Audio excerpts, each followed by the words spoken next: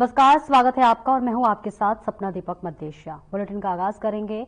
पूर्व पीएम चौधरी चरण सिंह के 122वें जन्मदिन के मौके पर मंगलौर नारसन पहुंचे पूर्व मंत्री करतार सिंह भड़ाना ने कहा कि चौधरी चरण सिंह के ऐसी शख्सियत थे जिन्हें कभी भुलाया नहीं जा सकता। वो हमेशा किसानों के हितैषी रहे हैं। करतार सिंह भड़ाना ने यह भी कहा कि वह मंगलौर की जनता के साथ हमेशा जुड़े रहेंगे और लिबरहेडी के पुल का जल्द ही निर्माण कराने की जो है सीएम पुष्कर सिंह धामी से बात कर बनवाने का काम करेंगे।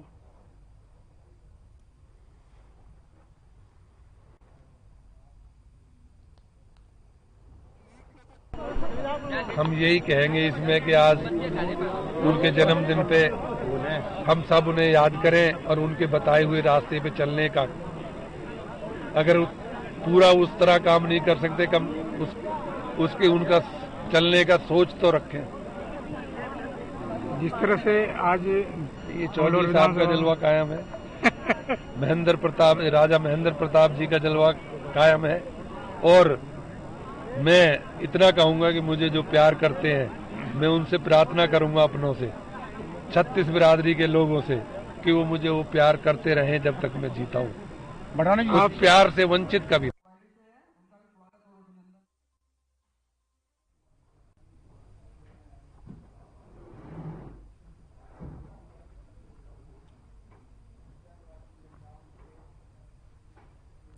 गुरुकुल के संस्थापक स्वामी श्रद्धानंद की पुण्यतिथि पर आयोजित 99वें बलिदान दिवस के मौके पर राष्ट्र महायज्ञ में सीएम पुष्कर सिंह धामी ने प्रतिभाग लिया।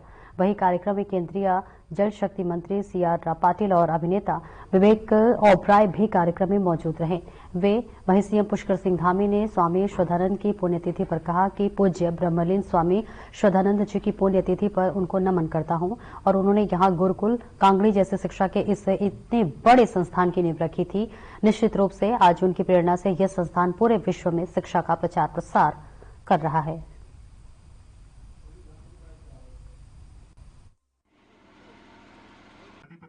पूज्य ब्रह्मलीन स्वामी श्रद्धानंद जी की पुण्यतिथि पर मैं उनको नमन करता हूं और उन्होंने यहाँ गुरुकुल कांगड़ी जैसे एक शिक्षा के इतने बड़े संस्थान की नींव रखी।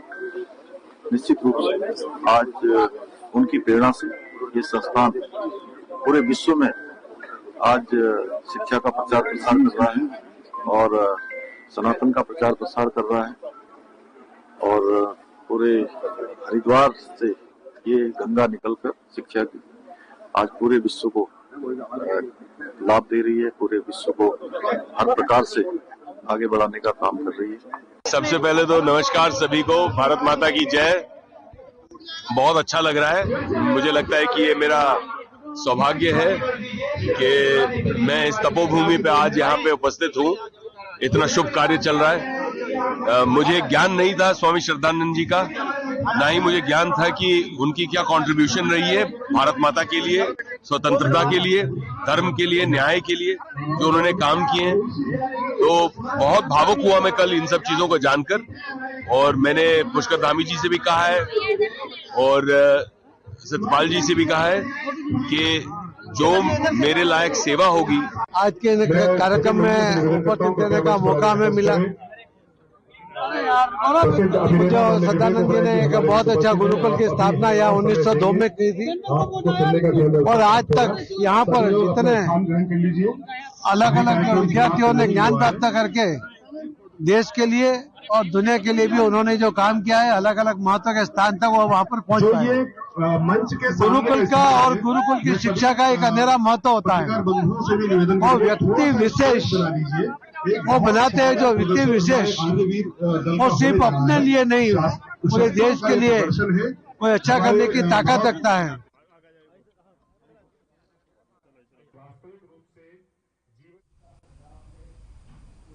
गुड गवर्नेंस वीक प्रशासन गांव की ओर अभियान के तहत कलेक्ट्रेट सभागार में कार्यशाला आयोजित की गई, जिसकी अध्यक्षता डीएम संदीप तिवारी ने की। कार्यशाला में गुड गवर्नेंस वीक में संचालित कार्यों की जांच की गई। साथ ही विजन डॉक्यूमेंट 2047 पर चर्चा हुई। वहीं डीएम के निर्देश देते हुए कहा कि सभी विभाग अपनी योजनाओं में एआई जैसे नई टेक्नोलॉजी लिंक जो है करते हुए विजन डॉक्यूमेंट 2047 तैयार करें। गुड गवर्नेंस चौक में सभी जो है विभाग ऑनलाइन पोर्टल पर दर्ज शिकायत और अन्य माध्यमों से प्राप्त शिकायतों का समाधान करे। साथ ही जिले में किए गए 3 अच्छे कार्यों को भी सुशासन पोर्टल पर अपलोड किया जाए, जिसके बाद परियोजना निदेशक आनंद सिंह ने बताया कि 19 से 24 दिसंबर तक गुड गवर्नेंस वीक में अभी तक विभिन्न माध्यमों से 431 शिकायतों और सर्विस डिलीवरी के तहत 1813 आवेदन का निस्तारण किया गया है। शिकायतों के निस्तारण हेतु आज तक जिले में 77 शिविर लगाए जा चुके हैं।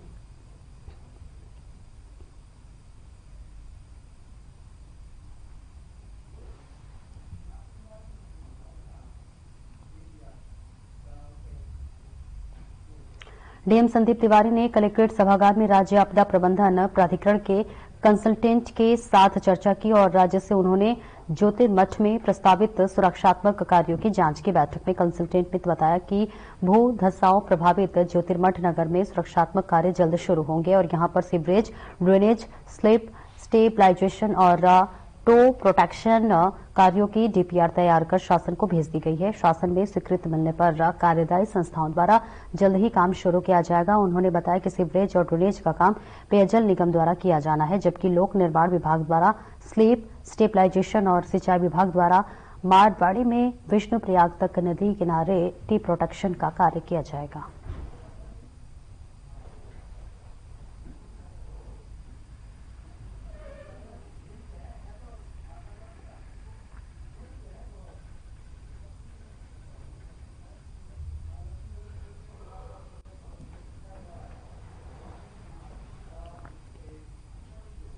और खबर चमोली जिले के खैनोरी गांव से है, जहां माता पिता का साया खोने के बाद अनाथ बच्चों को मिशन वात्सल्य योजना के अंतर्गत स्पॉन्सरशिप योजना से जोड़कर लाभान्वित किया गया, जिसमें 2 बच्चों के प्रतिमाह 4-4 हजार की दर से कुल 8 हजार प्रतिमाह की आर्थिक सहायता प्रदान करने हेतु जिलाधिकारी संदीप तिवारी ने स्वीकृति प्रदान कर दी है और वही आर्थिक सहायता दिसंबर 2024 से ही प्रदान की जाएगा।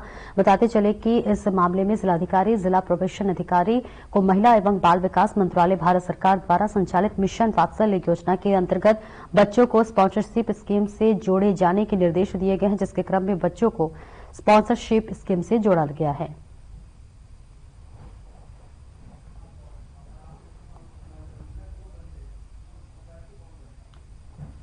देखिए, खनौरी गांव से एक खबर प्रकाशित हुई थी कि वहां 3 अनाथ बच्चे जिनके माता पिता नहीं रहे हैं वो जीवन यापन कर रहे हैं। तो माननीय मुख्यमंत्री जी के निर्देशों के क्रम में वहां राजस्व की टीम ने पड़ताल की और जो बच्चे थे उनको आवश्यक सामग्री उपलब्ध कराई गई। उसके अतिरिक्त उनके जितने भी प्रमाण पत्र पेंडिंग थे वो बनवाते हुए आज समाज कल्याण की स्पॉन्सरशिप स्कीम के तहत 2 बालिकाओं को, संजना और साक्षी को 4,000 रुपये प्रति माह के लिए अनुमोदन कर दिया गया है और शीघ्र ही उनके खाते में धनराशि आ जाएगी, जिससे वे अपना आगे का जो है खर्चा चला सकेंगी। और उसके अतिरिक्त भी लगातार हम फॉलोअप कर रहे हैं और जो भी उनकी आवश्यकताएं हैं बच्चों की, उस पर हम जरूरी कार्यवाही करते रहेंगे। और उत्तराखंड में नशे के सौदागर के खिलाफ उत्तराखंड पुलिस ने मोर्चा खोल रखा है और आपको बता दें कि ड्रग की देवी भूमि पर सपना साकार करने के लिए लगातार बड़े कदम उठा रही है। बता दें कि रामनगर पुलिस ने हाल ही में नशे के खिलाफ एक बड़ी कार्रवाई की है और 1 क्विंटल 27 किलो गांजा बरामद किया है और 4 तस्करों को हिरासत में ले लिया है और इस दौरान 2 प्रमुख घटनाएं सामने आई है। पहली घटना मालधन क्षेत्र के शिवनाथपुर गांव की है, जहां एक घर में जमीन के नीचे बने गुप्त कमरे से तकरीबन 110 किलो गांजा बरामद हुआ है। इस मामले में पुलिस ने चौक पर नरेश कुमार और उसकी पत्नी कविता को गिरफ्तार किया है। वहीं दूसरी घटना जो है पिरमदारा क्षेत्र में हुई है, जहां पर वाहन चेकिंग के दौरान टाटा टियागो कार में 17.14 किलो गांजा बरामद किया गया है। इस मामले में दिग्विजय सिंह और नेमपाल यादव को गिरफ्तार किया गया है।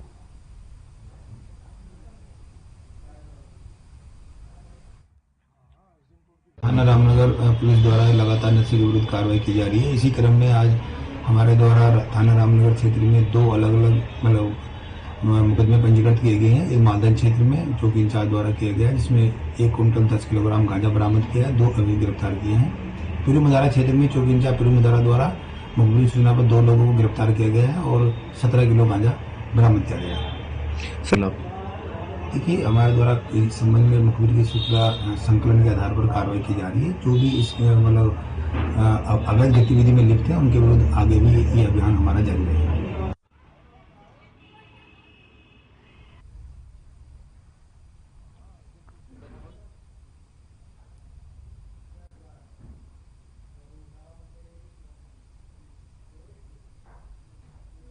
उत्तराखंड में बीजेपी निकाय चुनाव की तैयारियों में जुटी हुई है। बीजेपी 26 दिसंबर को प्रत्याशियों की अंतिम सूची जारी करने वाली है।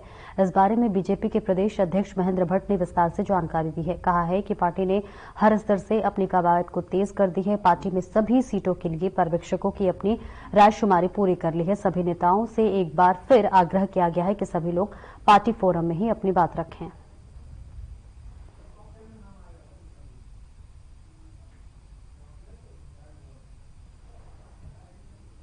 देखिए, राजनीतिक क्षेत्र में हर व्यक्ति को अपनी बात कहने का अधिकार है और राजनीतिक दल के अंदर पार्टी का एक प्लेटफॉर्म होता है। उस प्लेटफॉर्म के अंदर बात रखने की बातें रहती हैं।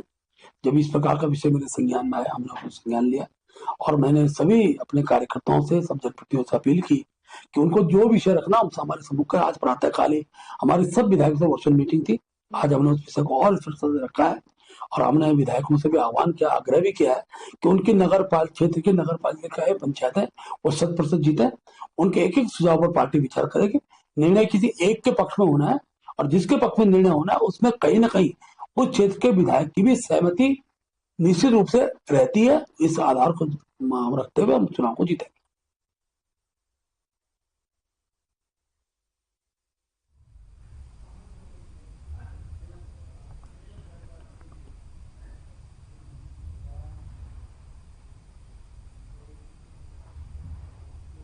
और वहीं आपको बता दें कि मसूरी में मौसम ने एक बार फिर करवट ली है। मसूरी में बर्फबारी और हल्की बारिश होने से तापमान में भारी गिरावट दर्ज की गई है। मसूरी के लाल टिब्बा, सुकुंडा देवी, नाग टिब्बा, परी टिब्बा की ऊंचाई वाली पहाड़ियों में बर्फबारी होने से लोगों के चेहरे खिल गए हैं। वहीं लोगों की माने तो मसूरी में लगातार तापमान गिर रहा है, जिससे मसूरी और आसपास के क्षेत्र में भी जल्द बर्फबारी हो सकती है। ऐसे में मसूरी में ठंड के कारण लोगों का हाल बेहाल है और ठंड से बचने के लिए लोग अलाव और गर्म कपड़ा का सहारा ले रहे हैं। इतना ही नहीं, भारी बर्फबारी का असर पर्यटन व्यवसाय पर भी पड़ता दिख रहा है। लोगों का कहना है कि क्रिसमस और नए साल के साथ मसूरी विंटर लाइन कार्निवाल का भी आयोजन करवाया जा रहा है, जिसको लेकर मसूरी में पर्यटकों की भारी भीड़ होने की उम्मीद है। ऐसे में अगर मसूरी में बर्फबारी होती है तो उसका सीधा असर मसूरी के पर्यटन व्यवसाय पर पड़ेगा।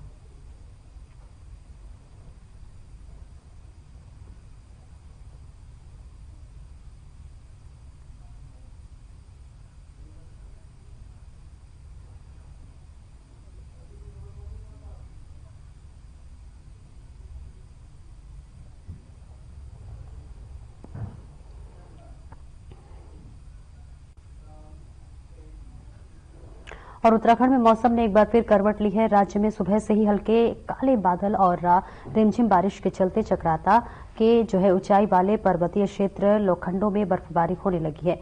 आपको बता दें कि स्थानीय लोग और पर्यटक काफी लंबे समय से बर्फबारी के इंतजार में थे और वहीं चक्राता के लोखंडी में सीजन की दूसरी बर्फबारी की शुरुआत होते ही पर्यटकों के चेहरे खिल उठे। आसपास से सफेद फूल बरसते देख पर्यटक और स्थानीय लोग काफी खुश नजर आ रहे हैं, बर्फबारी का जमकर आनंद ले रहे हैं। वहीं पर्यटक चक्राता के लोखंडी पहुंच रहे हैं और वहीं होटल व्यवसायी और बागवानी करने वाले किसानों के चेहरे पर भी खुशी की लहर है।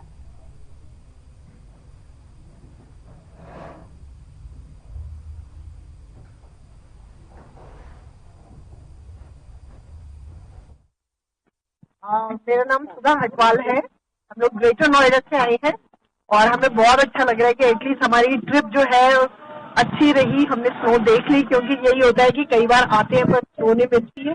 तो अभी consider ourselves very lucky, snowfall देखी। बहुत अच्छा, बहुत ही beautiful. Okay, thank you.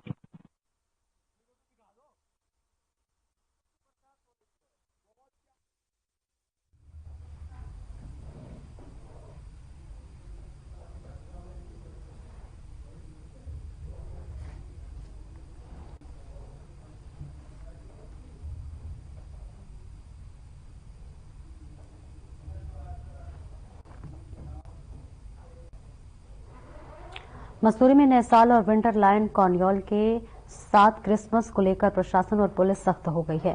Police प्रशासन ने व्यवस्थाओं का दुरुस्त करने के लिए तैयारियां शुरू कर दी है। मसूरी में हर चौक चौराहों पर अतिरिक्त पुलिस बल तैनात कर दिया गया है। वहीं मसूरी में सड़क किनारे खड़ी गाड़ियों पर भी परिवहन विभाग, पुलिस और नगर पालिका द्वारा संयुक्त रूप से कार्रवाई शुरू कर दी गई है। मसूरी में एआरटीओ राजेंद्र विटारिया के नेतृत्व में मसूरी पुलिस नगर पालिका की टीम द्वारा मसूरी कैमल बैक रोड पर सड़क किनारे खड़ी गाड़ियों को लेकर कार्रवाई की गई है। इस दौरान 6 गाड़ियों की सीज किया गया और जबकि 30 गाड़ियों का चालान किया गया, तो वहीं कई स्कूटियों को भी जब्त किया गया। और इस मौके पर स्थानीय लोग दीपक जोग, अमित कैरतुरा ने अपनी बात रखी है।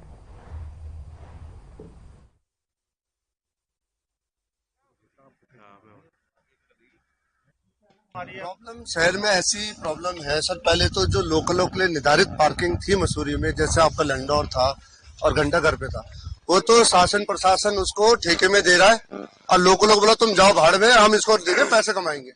तो ये पैसे कमाने की व्यवस्था हो रही है। भाई लोकलों को, या तो आप इतने सालों से बैठे हो, इतने सालों सरकार चल रही है, पार्किंग कहाँ है? लोकलों को पार्किंग बनाओ, दो उनको साल भर के पैसे लो, मतलब सब कुछ लोकल करे, शहर प्रशासन शासन कुछ न करे, और उसके बाद आके सारे तैयार प्रक्रिया करके सबको परेशान करके परेशान करा जा रहा है। देखिए यहाँ पर अभी 6 गाड़ियां जो है हमने सीज की है और साथ ही एक कार जो है हमें मिली यहाँ पर नो पार्किंग में खड़ी हुई। तो आज जो है बहुत जो यहाँ पे जाम की समस्या लग रही थी, उसके खिलाफ जो है हमने एक कार्यवाही की, जॉइंट इंस्पेक्शन किया है, जिसमें जो है हमारे 30 से ऊपर जो है हमने आज चालान किए होंगे और 6 वाहनों को सीज किया। शासन देखिए पूरा तरह से तैयार है। हम लोग जो है इस बार जाम से निजात पाने के लिए जो है शटल सर्विस, गोल्फ कार्ट, इस तरह की हम लोग जो है नई पहल करने जा रहे हैं। और अब जो है नो पार्किंग के चालान और जो भी गाड़ियां यहाँ पर आएंगी उनमें पास की व्यवस्था और कहाँ पर पार्किंग नहीं है उनका सबका चिन्हीकरण भी किया जाए।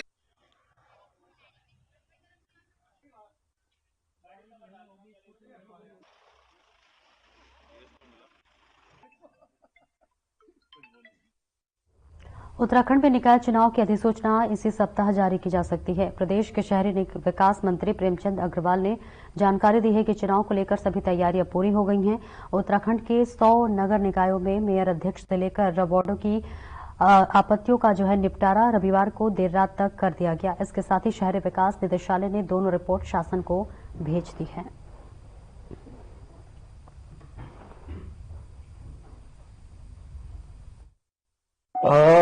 जो आरक्षण है उसको अंतिम रूप दिया जा चुका है और किसी भी क्षण चुनाव की घोषणा की जा सकती है।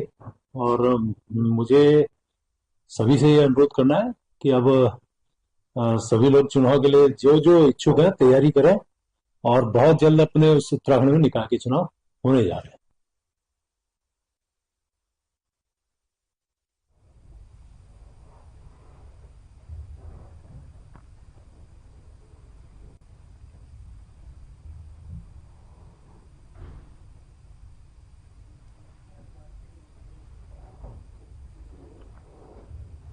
कोटी कॉलोनी टिहरी गढ़वाल में 4 दिवसीय पैराग्लाइडिंग एक्रो और MIV प्रतियोगिता का सफल समापन हुआ। वहीं जो उत्तराखंड पर्यटन विकास परिषद और जिला प्रशासन के अंदर में हो रहा है, जहां पैराग्लाइडिंग एक्रो प्रतियोगिता से पहला स्थान प्राप्त करने वाले ट्रियो डेडलिक को 5 लाख को चेक किया गया है, जहां पर दूसरे स्थान पर जो है आने वाले 3 लाख, वही दूसरे स्थान पर आने वाले को 2 लाख का चेक दिया गया पुरस्कार के रूप में। वही SIV प्रतियोगिता में पहले स्थान पर आने वाले ओम तानाजी टाकवे को 2 लाख का चेक दिया गया। और इसी दौरान मुख्य अतिथि DM ने CM, पर्यटन मंत्री और इसी के साथ साथ पर्यटन विभाग, pilots, blogger, photography team, media सभी का धन्यवाद किया। आइए जानते हैं इस दौरान उन्होंने क्या कुछ कहा।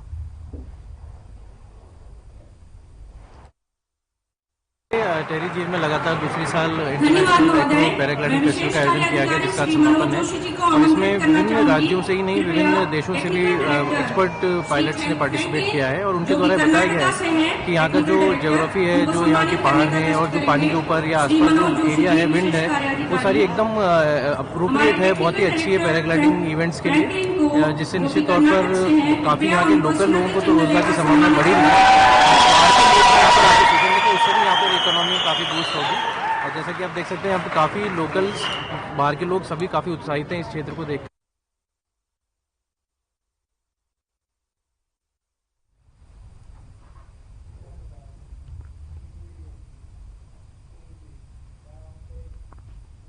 और खबर मसूरी से है, जहां पर टिहरी में बीजेपी विधायक किशोर उपाध्याय ने पूर्व मुख्यमंत्री हरीश रावत पर हमला बोला है। बीजेपी विधायक ने कहा है कि हरीश रावत की एक फोटो में पैरों में भगवान श्री गणेश जी की मूर्ति रख दिया गया है, जिससे देश भर के सनातनियों का अपमान हुआ है। मीडिया के सामने बीजेपी विधायक किशोर उपाध्याय ने कहा कि पूर्व मुख्यमंत्री हरीश रावत की एक फोटो सोशल मीडिया पर वायरल हो रही है, जिसमें उनके द्वारा भगवान श्री गणेश जी की मूर्ति पैरों पर रखी गई है। इस फोटो को देखने के बाद बीजेपी विधायक का कहना है कि हरीश रावत को तत्काल सनातनियों से माफी मांगनी चाहिए।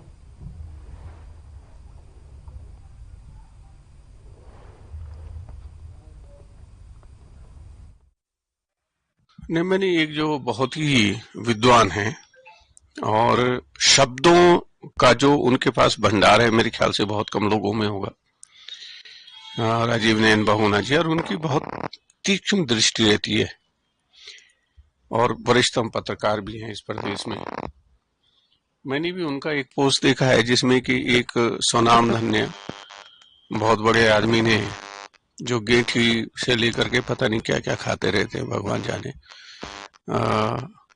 गणेश जी को जो है पैरों में रखा हुआ है, ऊपर जो है वो संविधान और साथ में अम्बेडकर जी को रखा हुआ है। तो मेरे ख्याल से पहले भी एक बार उन्होंने शुक्रवार की छुट्टी कर दी थी।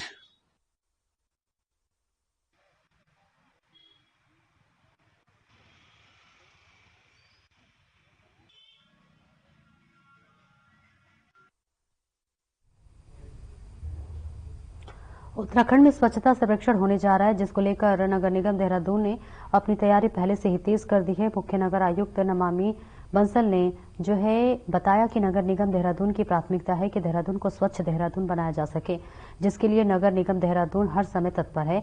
अलग अलग वार्डों में कूड़ा उठाने का कार्य तेजी के साथ किया जा रहा है। इसके लिए कई टीमें हैं, देहरादून में लगातार काम करती रहती है। और साथ ही उन्होंने बताया कि देहरादून में नगर निगम कूड़ा उठान के साथ कूड़े का निस्तारण समय से हो सके, इसके लिए काम करता है, ताकि देहरादून के निवासियों की किसी भी तरह की परेशानी का सामना न करना पड़े।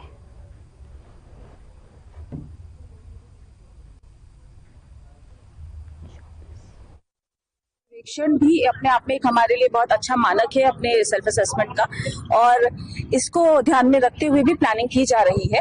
इस बार ये सर्वे थोड़ा देरी से हो रहा है और उससे पहले हमारे पास पर्याप्त समय है, तो सारी तैयारियां जोरों पर की जा रही हैं और ऑलरेडी जो हमारी प्रक्रिया रहती है उसमें जो मानक रहते हैं स्वच्छता सर्वे के, उनको ध्यान में रखकर प्लानिंग की गई है।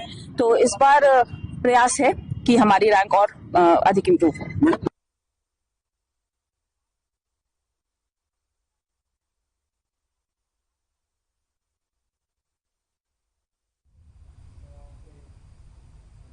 फिलहाल इस बुलेटिन में इतना ही। दीजिए इजाजत। नमस्कार।